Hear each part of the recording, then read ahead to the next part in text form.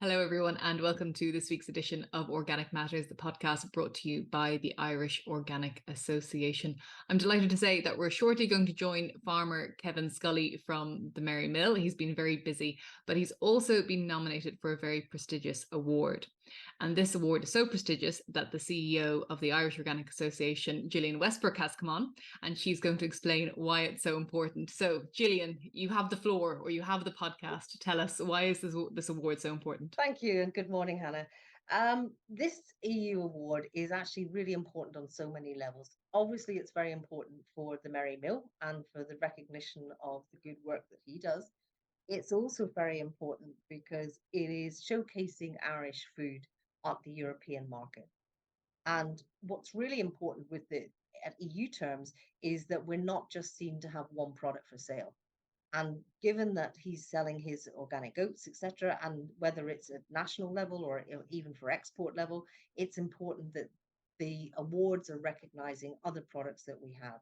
And so it's vital for those European markets that we're seen to have a whole range of different products available or be known for a whole range of different products. So be that obviously would be an obvious one, oats, organic salmon, etc. So all of those products need to have that recognition. And so by the Merry Mill being nominated for that, it's given Ireland a lot of exposure at an EU level, because certainly whether he wins on Monday or not and actually gets the big award, but certainly just to be nominated is very, very good indeed. It is showcasing that we have a full range of products. Just to put it into context for people who might not have heard of the awards, it is an EU award, so competition was quite stiff to get on this shortlist. Oh, very. Yeah, I mean, very. It's a prestigious award, and it's only been running for a couple of years. So there's a lot of people putting products in, and I'd really encourage anyone that's adding value to their product to actually look at that. And there's a range. It could be for a restaurant, it could be for a retail shop, etc. There's various categories, but certainly for the farming sector specifically, really put in for these awards. Whether you're selling your bottled milk directly and locally, it doesn't make it just, you don't have to have an export product just to go in for these awards. But what that does, as I say, is actually puts Irish product range at a European platform. And that's really, really important. If you're looking at the sales at European level going from between 46 and 50 billion, we certainly need to tap into some of those markets going forward with all the future product that we're going to have on board. And to have a range of products is telling the buyers, especially for the retail sector, that we have other products available as well. But more importantly, it just highlights the benefit of Irish food, Irish organic food, and its availability. And that is critical. And I really wish the Merry Mill the best of luck. Fantastic achievement to get nominated to this at this level, let alone actually win it. So very best of luck to them. Thank you very much, Gillian. I think we'll all have our fingers crossed for them on Monday. But we're going to go now. We're going to go straight to the Ploughing Championships to meet Kevin Scully, where he has his stall with his family, advertising all the wonderful oat products they have from the Merry Mill. So Kevin, first things first, what is the award? Tell us. We were talking to Gillian Westbrook earlier, but we want to hear it from you. Yes, so yeah, we're beyond thrilled. So we've been shortlisted for Organic SME Producer of the Year, European, which is amazing considering we're such a small landmass in organic production. So yeah, we're beyond thrilled. Small but mighty. When did you first start up the Merry Mill? So we're about 7 years to market, and it's been slow and steady, baby steps, but we've been picking up a real head of steam, I'd say, in the last 2 years. So yeah, we're going good now. Because you were part-time farming and you were working off farm before you started this. Yeah, you could say I was nearly full-time off farm. You know, farming was just a real hobby. There was no income in the farm, so all my energy was gone to building sites to produce concrete stairs for a good few years. And I wasn't loving it at all. Like, I was gone allergic to concrete, but it was paying the bills, so I was actively looking for something to subsidise my work on a building site. So when did the change happen? When was the light bulb moment for you? So it was literally a light bulb moment, because we were feeding the cattle one morning, and I had my youngest daughter with me, and I was feeding oats to the cattle, and she just picked up, she was about 5 at the time, she picked up a handful of oats and started eating it and said, "Daddy, can we eat this?" And I was thinking, sure, why not? So the journey really started there. I went straight home and done some research, went straight online actually, done some research into how you produce porridge oats, and from that moment, now it took quite a while. There was a lot of travelling Are you interested? Sorry, you've a potential customer there. I'm scaring them off, Kevin. I'm so sorry. I'll let you go in a second. Yeah. But it did take you a bit of time, did it? Oh, well then, like, I realised there's a reason why there's very few small micro mills in the country. Like, there's a lot of work. The equipment required is all bespoke. Like, it's very hard to buy anything off the shelf, and it has really died out around Europe. Like, you go back 100 years ago, there was a small mill within 10 mile of every farm in Ireland. Today, I think there might be only 4 or 5 people in the whole country milling, and there's only, I think, 3 of us milling oats in Ireland, 4 of us milling oats in Ireland, like, from what it was.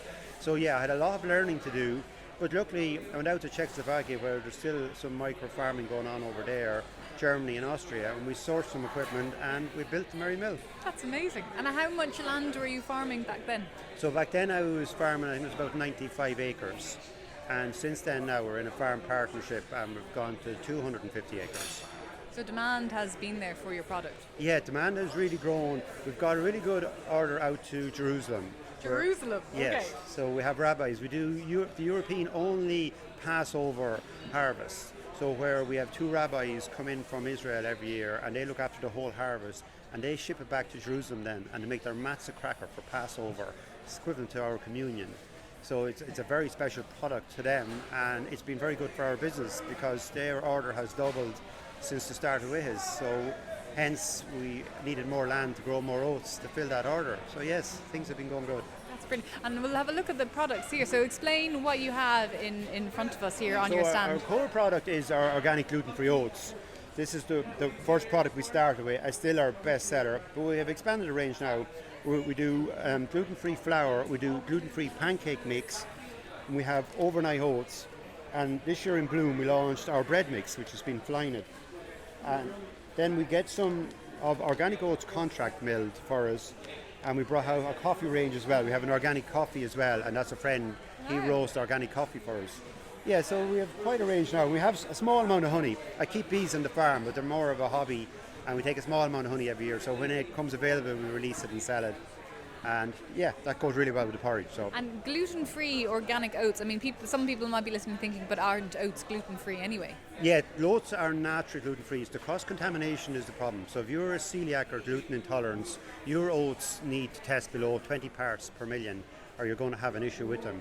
So we use all our own equipment. That's why we had to build a mill on the farm. We couldn't outsource milling for organic gluten-free oats because there is no organic gluten-free oat mill in Ireland. So it's about contamination. Like the protein in oats is called avenin, and the protein in wheat, barley and rye is gluten. So it's a different form of protein, and it's invisible, so you can't see it. So we have to lab test everything. So we test really good in the lab. We test below 5 parts per million, which is really important, again, if you're celiac or gluten intolerant. So ours is a really safe product for you to eat. And I'm wondering, when you first set up, what were the biggest challenges? Was it, you were already organic, I think, weren't you? Or did you have to convert? No, I was in organic farming when I set up. Yeah. Initially I thought the biggest challenge was equipment, and which I put huge effort in, but I soon realised I had a lovely mill built and a really good product. Marketing, selling, that is the crux of everything. That's going to surprise people, because when they look up the Merry Mill, it's beautiful, the writing and everything, and it looks so well put together. Getting people to find us, getting brand, and we're really lucky. I had 4 daughters who were really good with social media, which was a huge help for us, and the Jewish order came off social media, and an awful lot of orders have, but because we had no budget left, you're meant to leave about 15-20% of your budget for building equipment for marketing. Our budget was dead. We hadn't a penny left for marketing. So we had to rely on organic marketing, but it's really hard to build a brand. Like, it'll take a generation. Like, it'll be my kids that probably reap the rewards of building a brand. Like, the whole generation go into building a brand. Like, even in Laois, it's an amazing amount of people I meet who have never heard of me in Laois. Even though I'm exporting to Israel, we export to America, to Spain, France. But yet, to build your brand in your own market. So that's been the biggest challenge, is getting people aware of the amazing product we have. But isn't that funny, though, in a way, that potentially you said, it will take a generation, but you have something now that you can pass on to a generation. I mean, that must be a nice feeling that you have, viable farm business. Oh, completely. Like, before I started this business, there was no income unit on my farm. I was doing probably 15-20 hours a week under headlights of cars trying to feed cattle, and was really running around on a Sunday. And now there's 2 full-time jobs and there's 3 part-time jobs on the farm.